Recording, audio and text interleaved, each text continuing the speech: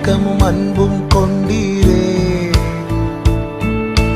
ஆயிரம் ஆயிரம் நன்மைகள் அனுதினம் என்னை சூழ்ந்திட கிருபையும் இரக்கமும் அன்பும் கொண்டீரே. நல்ல எபினேசராய் என்னை நடத்தி வந்தீரே. நன்றி சொல்ல வார்த்தை இல்லை.